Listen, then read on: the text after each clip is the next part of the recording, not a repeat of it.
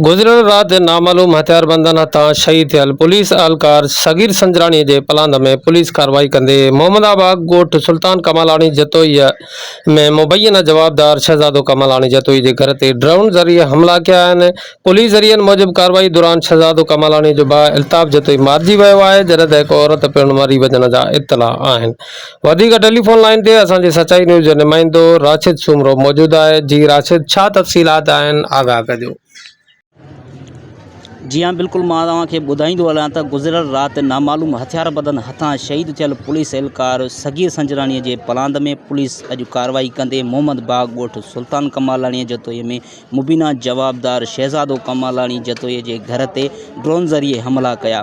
Police ज़रियनि मूजिब कार्रवाईअ दौरान शहज़ादो कमालाणीअ जो भाउ अल्ताफ़ जतोई ऐं संदसि जी अमड़ बि मारिजी वई आहे ऐं जॾहिं त केतिरा ई ॿिया ॻोठाणा बि ज़ख़्मी पिणु थिया आहिनि।